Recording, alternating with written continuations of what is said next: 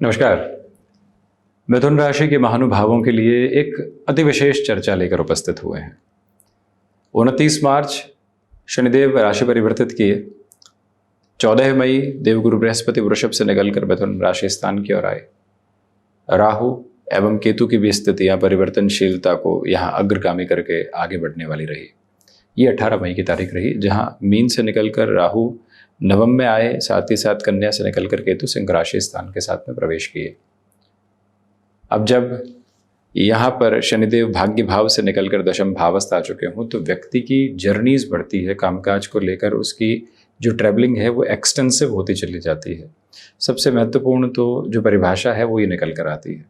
देवगुरु बृहस्पति जैसे ही प्रथम भावस्थ प्रवेश करते हैं, भले ही शत्रु राशि स्थानक क्रम के साथ में हो, इनकी यात्रा व्यक्ति विशेष को तीनों ही त्रिकोणों के साथ में जोड़ने वाली होती है।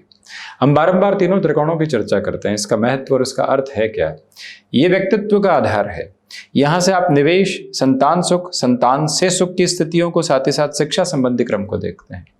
यहां से भाग्य, धर्म, अध्यात्म और साथ ही साथ जीवन के दर्शन को देखने वाले होते हैं। व्यक्तिशः आधार पर पूछा जाए कि कौन से भाव को सबसे अधिक तवज्जो व्यक्ति को अपने जीवन अंतराल के साथ में देकर चलने का प्रयत्न करना चाहिए, वो है आध्यात्म भाव।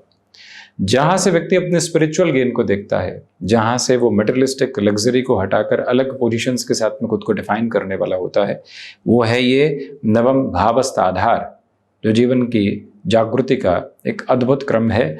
तो जब देवगुरु बृहस्पति ऐसी व्यवस्थाओं के साथ में हो और राहु जब नवम भाव के साथ में हो तो व्यक्ति को बहुत ज्यादा मटेरियलिस्टिक प्रोपोर्शंस में जोड़ते हैं, परंतु जैसे गुरु की दृष्टि आ जाती है वो पोजीशन कम होने लगती है। एक महत्वपूर्ण योग कारक अवस्था और बन रही है जिस पर ध्यान देने की आवश्यकता। भाग्य शनिदेव दशम भाव में है, इसी वजह से ये एक इंटेंस क्लैरिटी अपने साथ में बनाकर रखने का पूरा प्रयत्न करते चले जाना चाहिए कि यहाँ पर आपको भाग्य के साथ में कर्म का अद्भुत सहयोग मिलता चला जा रहा है। इसी वजह से ये आप बहुत ज़्यादा क्लियर करके चलिएगा और एक स्पेसिफिक अप्रोच अपने साथ में बनाकर रखिएगा कि आपके साथ में यहाँ व्यक्तित्व की आभा में आत्मविश्वास की धुरी निरंतर तौर पर बेहतर होती चली जाती है। मन के भीतर की जो घबराहटें लगातार बनी हुई थी किसी न किसी कामकाज के सिरे को लेकर, वो हटने वाली होती है। आप यहाँ जो बिवाइल्डरमेंट देख रहे थे, बारंबार कंफ्यूजन्स के साथ में अपने डिसीजंस को बदलता हुआ देख रहे थे, वो हटता है। फाइनेंस की गहरी समझ जो पनपने वाली होती है, लोगों की सलाह का अक्स अपने साथ में रखा, परंतु उस अर्क के साथ में चलते हुए जो निवेश की यात्रा है उसको नितांत निजी स्तर पर अपने साथ में संप्रेषित करने का कार्य किया। ये स्थिति अब आपके साथ में है। जो मनी रोटेशन के साथ में बिजनेस की पोजीशंस चला करती है, वो भी अटमोस्टली प्रोग्रेसिव साइड को एस्टेब्लिश करती हुई आगे बढ़ाती है आपको। जो इसी क्रम के साथ मेरी हम चर्चा करते हैं तो आर्थिक तौर पर भी जो गतिविधियां आगे की गूंज को और अधिक बेहतरी के साथ में देखने का कार्य करती है, उसका भी आधार यहाँ पर बना हुआ है। आपकी क्षमताओं का पूरा सहयोग आपके साथ है, आपकी आध्यात्मिक झलक का पूरा सहयोग आपके साथ है। आपके साथ में यहाँ पर जो महत्वपूर्ण बात निकल कर आती है वो है भाग्येश का दशम भाव में बृहस्पति राशि स्थान के साथ में होना। अटमोस्ट और इंटेंस क्लैरिटी इस बात की लेकर चलिएगा कि आपके लिए चलते हुए इस समय अंतराल में पिता के साथ वैचारिक गतिरोध से आपको बचना चाहिए। यात्राओं को सहज तौर पर स्वीकार करके चलें। अब यहीं पर जीवन के भीतर कुछ अवसर भी निकल कर आने वाले होते हैं कि ये करते हुए कुछ और करने की तरफ जाएं। यानी कि नौकरी चल रही है, इसके साथ कुछ निवेश की तरफ चलें, इसके साथ व्यापार की ओर चलें। व्यापार के साथ में स्तरगामी है तो अब स्वयं को अध्यात्म के साथ में लेकर चलें। यानी कि खुद को नई टास्क के साथ में सजाने का बेस जो होता है वो यहाँ क्यूमुलेशन में एक अलग प्रोस्पेक्ट में निकल कर आता है, जो डेफिनेट प्रोग्रेस और अटमोस्ट पॉजिटिविटी के साथ में व्यक्ति विशेष को आगे बढ़ाता है। उसकी पूरी डिफाइंड अप्रोच जो है, उसकी अटमोस्ट प्रोबेबल पॉजिटिविटी जो है वो आपके साथ साथ में बनी हुई है। इस भाव मंतव्य को आप अपने साथ में स्पष्ट करके चलिएगा। इस बात पर भी गौर करें कि जो देवगुरु बृहस्पति है वो स्वयं बाधक अधिपति है, परंतु व्यापार और कर्म भाव का अधिपत्य लेकर प्रथम भाव में है। 2 से 2.5 वर्षों के साथ जूझते हुए आपने अपने लिए बिजनेस के साथ में रिजल्ट आते हुए नहीं देखे, परंतु अब जब आपको लगता है कि यहां से साइडलाइन होकर कुछ और विचार कर लेना चाहिए, वहीं से रिजल्ट की पोजीशंस और प्रपोर्शन आपके सामने आने की प्रिपरेशन करती है। तो अब जो इंतजार आपने किया है, अंततो गत्वा वो ही इंतजार, वो ही परिणामों की परिलक्षित स्थितियां आपको अद्भुत तौर पर बेहतरी के समागम के साथ में जोड़ने वाली होती है। मन में किसी भी तरीके की नकारात्मकता नहीं रह जाती, मन में किसी भी तरीके की दुविधा और पशुपेश के क्रम नहीं रह जाते। यहाँ पर जीवन की क्षमताएं लगातार यहाँ बढ़ोतरी के क्रम को आपके साथ में प्रदर्शित करते हुए आगे बढ़ती है।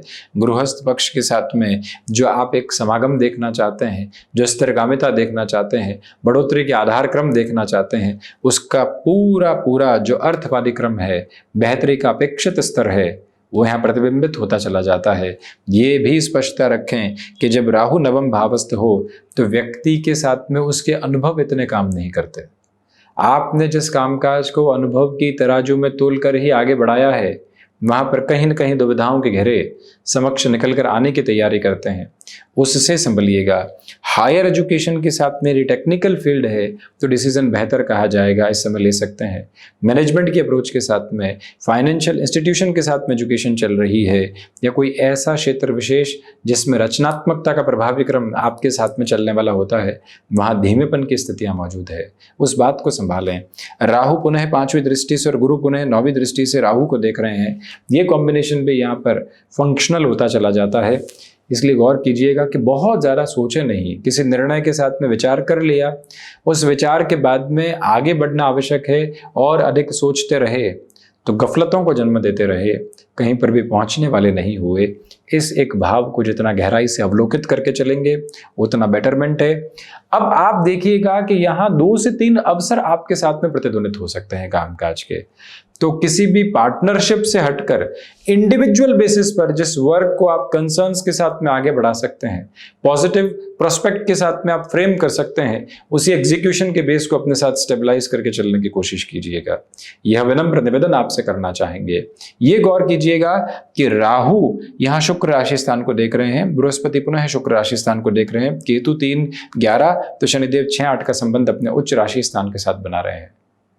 आप हाथों हाथ हुए मुनाफों से स्टॉक मार्केट में कहीं राजी होने वाले नहीं हो, ये स्पष्टता रखिएगा।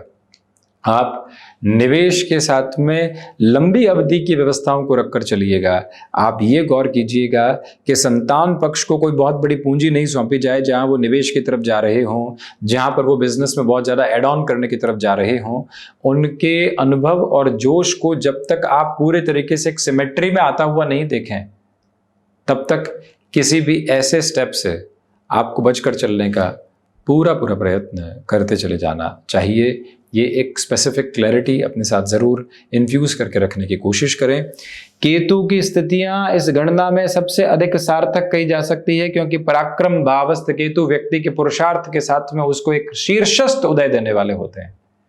और इसी के साथ कोई भी ऐसी टास्क आपको मिल रही है अपनी जॉब में, आपको कोई भी ऐसा प्रोजेक्ट मिलने की तैयारी है बिजनेस के साथ में कि जहां कमर कसकर प्रत्येक दिन तैयार रहना पड़ेगा, और भागदौड़ की कोई सीमा नहीं होगी, परंतु वो भागदौड़ असीमित स्तर पर वृद्धि के क्रमिक तौर भी और आपको एक अलग अवस्था के साथ भी लेकर चल सकती है। तो उस सिरे के साथ में आप निरंतर अपनी संकल्प शक्ति को बढ़ाकर चलने का प्रयत्न करते चले जाइएगा। शानदार परिणामों की आभा आपके साथ निक्षेपित होती चली जाती है। स्वास्थ्य के सिरों में बस इतना ही कहना चाहेंगे कि आप यहाँ वेट गेन की पोजीशन से जितना संभल कर चलते हैं उतना बेटरमेंट का बेस अभी भी रह सकता है। हालांकि बृहस्पति द्वादश से प्रथम आ चुके हैं, परंतु फिर भी वेट गेन जैसे प्रोस्पेक्ट सताते वाले होते हैं। और इसके अलावा शनिदेव की 7वीं दृष्टि जो चतुर्थ भावस्थ क्रम के साथ में है, जमीन संबंधी निर्णय यहाँ अब निरंतरता के साथ में है, जिसके साथ में कहीं पर भी खुद को गफलत में उलझाने की जरूरत नहीं है। तो ये था मिथुन राशि के महानुभावों के लिए 4 ग्रह व्यवस्थाओं के परिवर्तन के बाद की चर्चा का पूरा ही ब्यौरा। हम इसी तरह से उपस्थिति दर्ज करवाने का प्रयत्न करते रहेंगे। धन्यवाद एवं कोटिशः आभार।